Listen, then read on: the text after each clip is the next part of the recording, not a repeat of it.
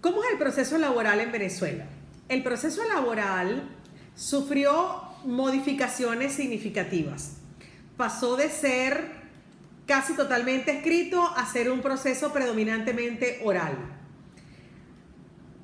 Por los principios orientadores del proceso, como son la uniformidad, la brevedad, la oralidad, la publicidad, la gratuidad, estamos en presencia de un proceso que es además especial.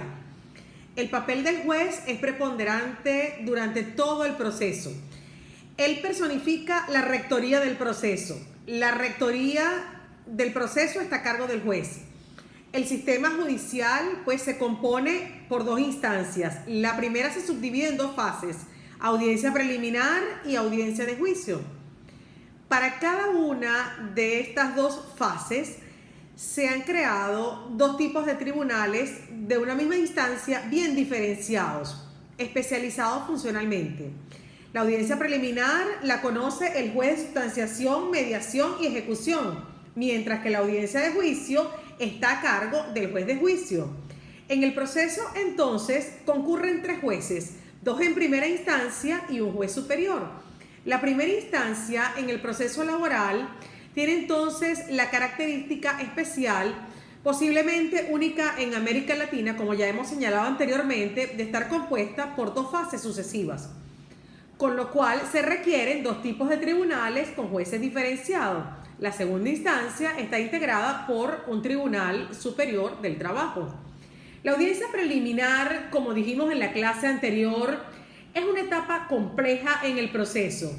En ella pueden concurrir distintas manifestaciones procesales. El proceso se depura a través del despacho saneador. Está la potestad cautelar por parte del juez. Esa potestad la tiene el juez de sustanciación, mediación y ejecución. Este juez también tiene la potestad de hacer uso de los medios alternos de solución de conflicto, la mediación en todo caso y la aportación probatoria en todos los procesos. La audiencia preliminar se inicia ante el juez de sustanciación, mediación y ejecución, quien verifica el primer despacho saneador al momento de ser introducido el libelo de la demanda, si fuera el caso. Si este cumple con todos los extremos exigidos por el ordenamiento jurídico, es decir, por la Ley Orgánica Procesal del Trabajo, el juez está obligado a pronunciarse sobre la admisión de la demanda. Frente a alguna imprecisión en el libelo, porque no cumpla con los requisitos establecidos en el artículo 123, se verifica el primer despacho saneador y se ordena al actor que corrija el escrito libelar. En todo caso, siendo el juez el rector del proceso, está facultado para ello.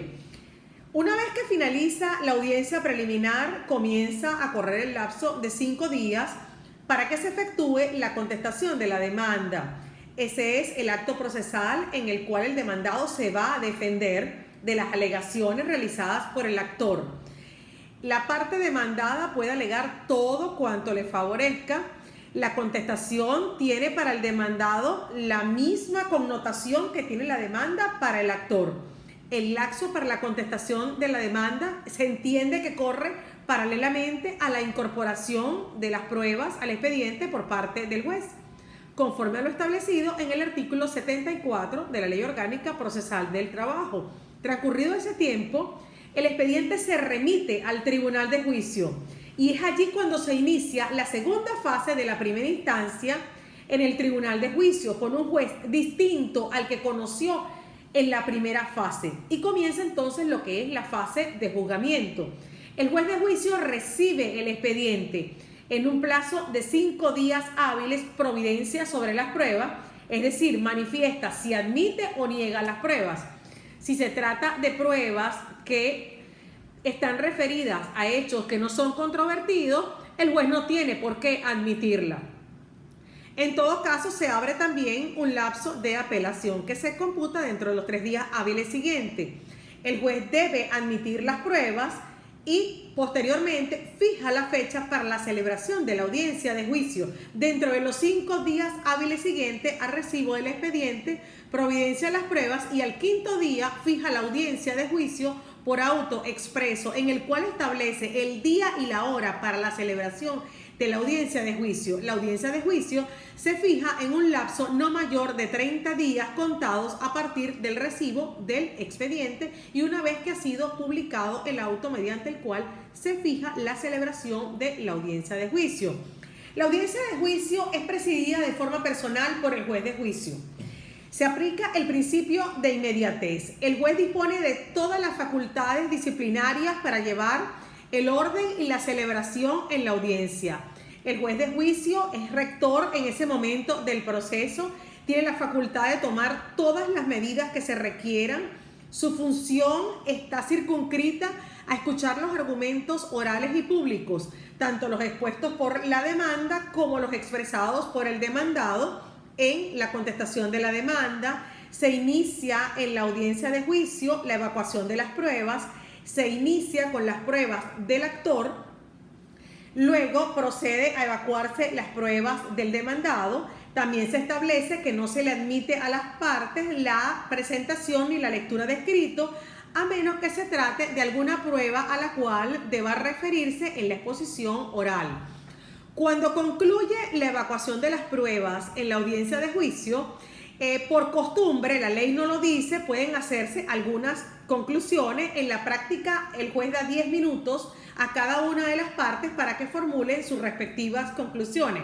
En definitiva, son entre 5 y 10 minutos, ya que a lo largo de la audiencia pueden ocurrir situaciones en las cuales las partes pueden querer destacar esas situaciones antes de la finalización de la audiencia. La ley, en definitiva, no prohíbe la presentación de las conclusiones.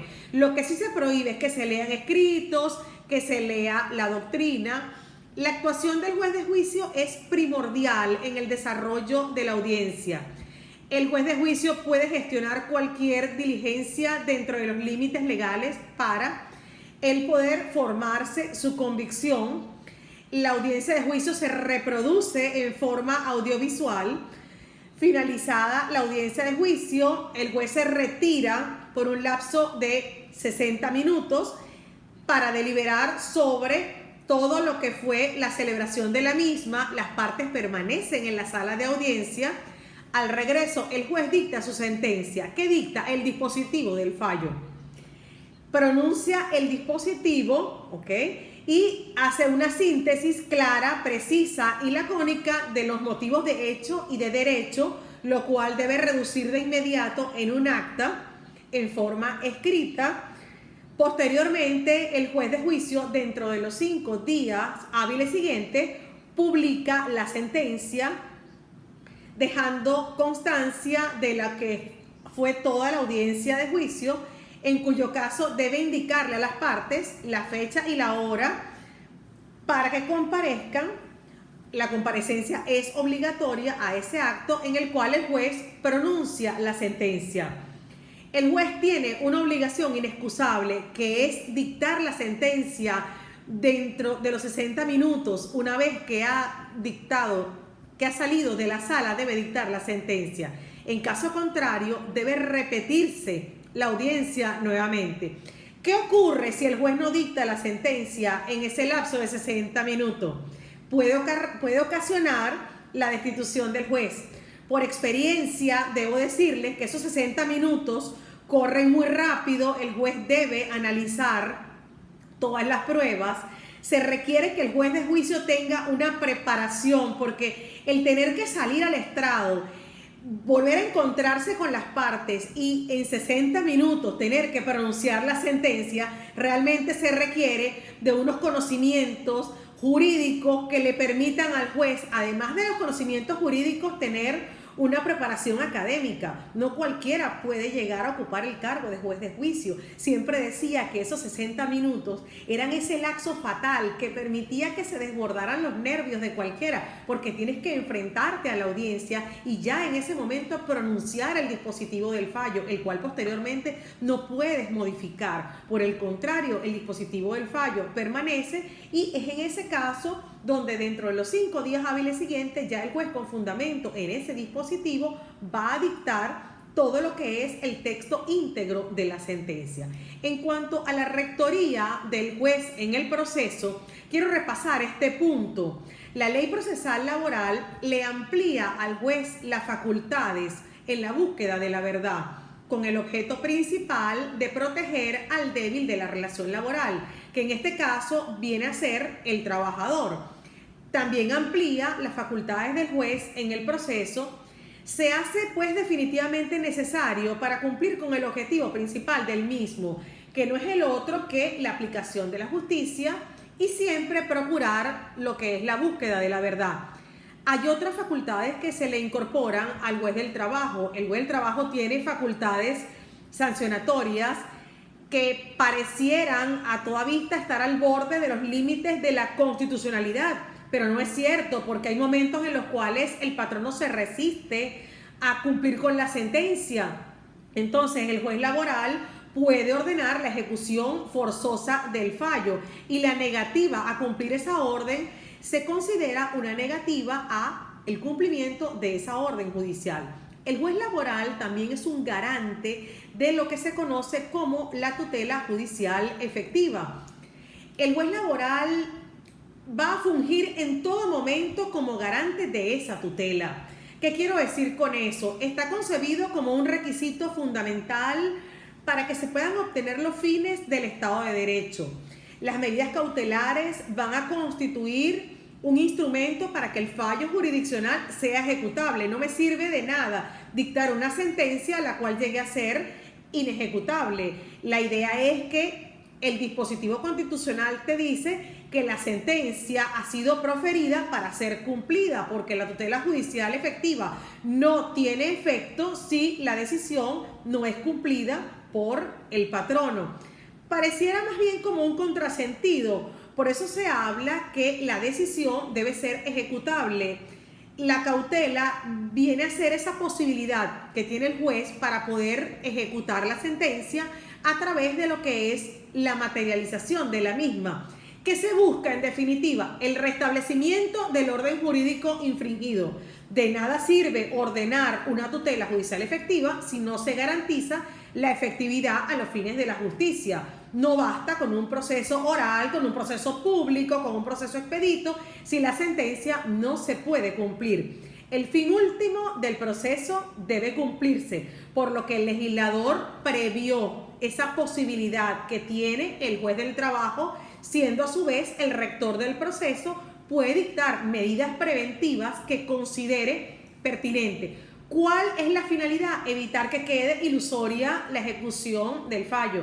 La facultad del juez laboral es amplísima y puede dictar cualquier medida, pues las formalidades se reducen en definitiva al criterio del juez, con la finalidad de que no quede ilusoria la ejecución del fallo o que se pretenda que la misma quede ilusoria.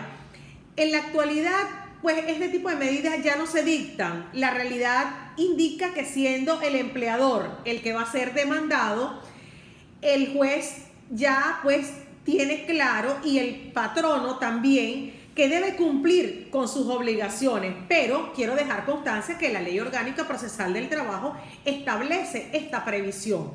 Ciertamente, con la entrada en vigencia de la Ley Orgánica Procesal del Trabajo, los patronos han asumido con más responsabilidad su obligación patronal. ¿Por qué? Porque tienen el temor de que el juez laboral pueda decretar medidas para que no quede ilusoria la ejecución del fallo. Vamos a finalizar entonces el tema número 1.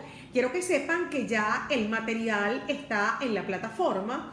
Ustedes pueden allí observar las guías que les he dejado o las anotaciones correspondientes y un trabajo especial de grado también para que ustedes puedan ampliar todo lo que ha sido el contenido de la clase.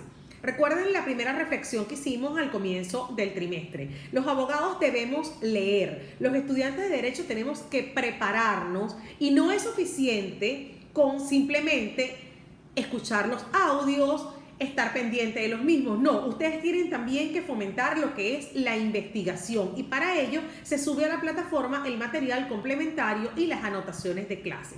Quiero que sepan que estoy a la orden para todos y cada uno de ustedes. También consta en la plataforma ya lo que es la segunda evaluación. Tienen una semana para realizarla. Recuerden que no hago excepciones en cuanto a la entrega de las evaluaciones, porque una semana es el tiempo suficiente para que ustedes puedan cumplir con los objetivos planteados. Recuerden que cuando se convoca a la audiencia preliminar, las partes deben asistir el 10º día hábil siguiente a la hora que fija el tribunal. En consecuencia, justamente en esa materia, tenemos que cumplir con los lapsos como han sido establecidos por la Ley Orgánica Procesal del Trabajo. Vamos a entrenarnos entonces desde ahora. ¿Cómo? Cumpliendo con nuestras obligaciones y siendo disciplinados en la entrega de nuestras actividades. Tengan todos una feliz tarde. Cualquier cosa, estoy a la orden para todos. Gracias.